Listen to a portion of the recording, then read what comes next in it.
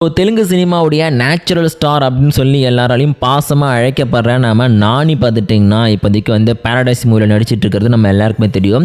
Actually இவருடைய hit 3 movie பார்த்துட்டிங்கன்னா பயங்கரமான ஹிட் ஆகிடுச்சு. வேறு லெவலில் பார்த்துட்டிங்கன்னா அவருக்கு நல்ல பேர் வாங்கி கொடுத்துச்சு. ஸோ அதுலேயுமே பார்த்துட்டிங்கன்னா நானி வந்து இப்போதைக்கு வந்து ஒரு பேன் இண்டியன் ஸ்டாராக வந்து எமர்ஜ் ஆகி பூம் ஆகிறதுக்கு பார்த்துட்டிங்கன்னா அவருக்கான டைம் அப்படிங்கிறது ஆரம்பிச்சிருக்கு அப்படின்னு சொல்லலாம். ஏன்னா இதுக்கு முன்னாடி பார்த்துட்டிங்கன்னா அவர் வந்து நிறையா மூவிஸ் வந்து பண்ணிட்டு இருந்தார். அது எல்லாமே பார்த்துட்டிங்கன்னா ஒவ்வொரு வகையில் ஒவ்வொரு மாதிரி வந்து அவருடைய ஸ்டேட்டஸை வந்து இம்ப்ரூவ் பண்ணுறதுக்கான வேலைகளை வந்து அதை பார்த்துட்டு இருந்துச்சு. பட் ஆனால் இனிமேல் பண்ணக்கூடிய விஷயங்களில் வந்து ரொம்ப கான்சன்ட்ரேட்டடாக எல்லா விஷயத்துலையும் வந்து நம்மளால் எந்த அளவுக்கு வந்து எஃபோர்ட் போட முடியுமோ அந்த அளவுக்கு எஃபோர்ட் போட்டு பெஸ்ட்டான ஒரு அவுட்புட்டை கொடுக்கணும் அப்படிங்கிறத பார்த்துட்டிங்கன்னா நானி வந்து ரொம்பவே கான்ஷியஸாக ஒர்க் பண்ணிகிட்டு இருக்காரு அப்படின்னு சொல்லிட்டு சில இன்ஃபர்மேஷன்ஸ் எல்லாமே நமக்கு வந்திருக்கு.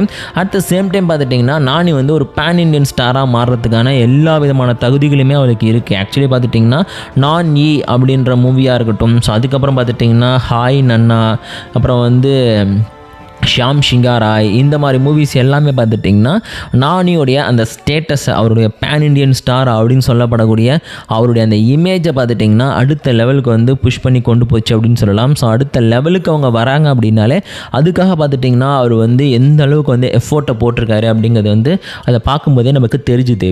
ஸோ அதை ஃபாலோ பண்ணி பார்த்திங்கன்னா இன்னும் பல விஷயங்களில் வந்து நானி அடுத்தடுத்த ஸ்டேஜை வந்து ரீச் பண்ணோம் அப்படின்னா டெஃபினட்டாக வந்து இப்போ நம்ம பார்த்துட்டு இருக்கிறத விட வந்து அடுத்த லெவலுக்கு போகிறதுக்கான வேலைகளை பார்க்கணும் அப்படின்னு சொல்லிட்டு நானி பார்த்துட்டிங்கன்னா தெளிவாக புரிஞ்சு வச்சுருக்காரு. அதுக்கேற்ற மாதிரி தான் பார்த்திங்கன்னா அவரோட லைனப்புமே வந்து செட் பண்ணப்பட்டிருக்கு. ஸோ மோஸ்ட்லி அவரால் முடிஞ்ச அளவுக்கு பார்த்துட்டிங்கன்னா எல்லா மூவிஸையும் வந்து ப்ராப்பராக கொண்டு போகணும் அப்படிங்கிறதுல வந்து ரொம்ப கான்ஷியஸாக இருக்கார். அவருடைய எல்லா மூவிஸும் நீங்கள் பாருங்களேன். ஸோ எந்த மூவியை பார்த்தாலுமே பார்த்துட்டிங்கன்னா எதுக்கு எந்த அளவுக்கு வந்து எஃபோர்ட் போட்டு உழைக்கணும் அப்படிங்கிறத வந்து அவர் ரொம்ப வந்து கான்ஷியஸோடு பண்ணிகிட்டு இருக்காரு. ஸோ டெஃபினெட்லி அவர் நினச்சாருன்னு வச்சுங்க அவர் இஷ்டப்பட்ட மாதிரியான ஒரு இடத்த வந்து ரொம்ப ஈஸியாகவே அடைய முடியும் அப்படிங்கிறது நமக்கு பார்க்கும்போதே தெரியுது. அதை விட முக்கியமான இன்னொரு விஷயம் என்ன அப்படின்னு பார்த்துட்டிங்கன்னா அவர் லைஃப்பில் பண்ண எல்லா மிஸ்டேக்ஸுமே வந்து சரி பண்ணுறதுக்கான ஒரு சான்ஸை தேடி அவர் வந்து பண்ணிகிட்ருக்காரு அப்படிங்கிற மாதிரி பார்த்துட்டிங்கன்னா பல இடங்களில் அவர் வந்து மென்ஷன் பண்ணியிருப்பாரு. ஸோ லைஃப்பில் வந்து நான் எடுத்த மோசமான ஒஸ்ட்டான டிசிஷன் வந்து என் லைஃபையே வந்து கம்ப்ளீட்டாக அப்சைட் டவுன் பண்ணிடுச்சு. ஸோ டெஃபினெட்லி இனிமேல் அந்த மாதிரி மிஸ்டேக்ஸ் நடக்காமல் என் லைஃப்பை வந்து ஒரு ஸ்ட்ரைட்டான லைனில் ஒரு பர்ஃபெக்டான பேத்தில் வந்து கொண்டு போகிறதுக்கு நான் ஒர்க் பண்ண போகிறேன் அப்படின்னு சொல்லிட்டு கிட்டத்தட்ட வந்து சிம்பு மாதிரியே பார்த்துட்டிங்கன்னா நானி அவர்களும் வந்து பேசி வச்சுருக்காரு.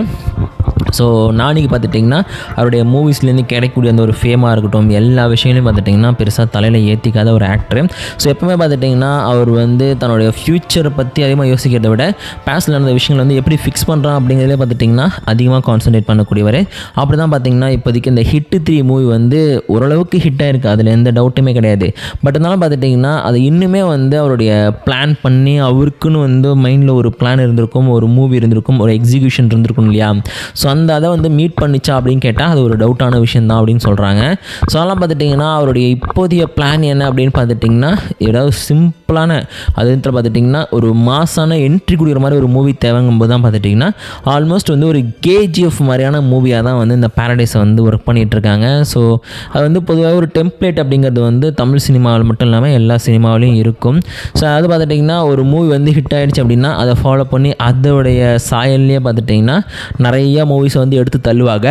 ஸோ அந்த மாதிரி தான் பார்த்தீங்கன்னா KG4 அது மாதிரி சலாரோட ஹிட்டுங்கிறது பார்த்துட்டிங்கன்னா மொத்தமாக தமிழ் சினிமாவுடைய அந்த தெலுங்கு சினிமாவுடைய ஸ்டோரியவே வந்து சேஞ்ச் பண்ணியிருக்கேன். அதனால் என்ன பண்ணுறாங்க அப்படின்னு பார்த்துட்டிங்கன்னா அவங்களால் முடிஞ்ச அளவுக்கு வந்து KGF-ஓட சாயலில் அதே நேரத்தில் 100% KGF-ஐ வந்து காப்பி அடிக்காமல் புதுசாக நம்ம ஒன்று ட்ரை பண்ணோம். பட் இருந்தாலும் அது வந்து KGF மாதிரி அந்த ஒரு மீட்டரை வந்து டச் பண்ணோம் அப்படிங்கிற ஒரு மென்டாலிட்டிலே பார்த்துட்டிங்கன்னா இப்போதைக்கு படம் எடுக்கிறதுக்கான வேலைகளை வந்து ஸ்டார்ட் பண்ணியிருக்காங்க. ஸோ அது நோக்கி தான் பார்த்துட்டிங்கன்னா அவங்க வந்து ஓடிட்டு இருக்காங்க. ஸோ டெஃபினெட்லி பார்த்துட்டிங்கன்னா அவங்க ஆசைப்பட்ட மாதிரியே வந்து அந்த ஒரு மூவி அப்படிங்கிறது வந்து வரதுக்கான வாய்ப்புகள் இருக்குது. ஏன்னா பாரடைஸோட அந்த ஒரு ஸ்லாட் அப்படிங்கிறது பார்த்துட்டிங்கன்னா ஸோ அந்த மாதிரி தான் டிசைன் பண்ணப்பட்டிருக்கு. ஸோ அவங்க நினச்ச மாதிரியே பார்த்துட்டிங்கன்னா பர்ஃபெக்டான ஒரு ஸ்டோரி, பர்ஃபெக்டான ஒரு கேஸ்ட் அண்ட் க்ரூ, பர்ஃபெக்டான எல்லா விஷயத்தையுமே பிளான் பண்ணி அவங்க பார்த்துட்டிங்கன்னா ஒரு ஒயர்லெஸ் மோடில் வந்து போயிட்டுருக்காங்க. ஸோ டெஃபினெட்லி பார்த்துட்டிங்கன்னா இந்த ஒரு ஹிட்டு 3யோடைய அந்த ஒரு ஆவரேஜ் ஹிட் அப்படிங்கிறது பார்த்துட்டிங்கன்னா நம்மளுடைய நானிக்கு எந்த வகையிலுமே வந்து ஒரு பேக் ட்ராப்பை க்ரியேட் பண்ணாது. பிகாஸ் நம்ம ஆல்ரெடி வந்து பாரடைஸோட அந்த ஒரு கிளிம்ஸே வந்து பார்த்துருக்கோம், அது பயங்கர மாசாக இருந்துச்சு.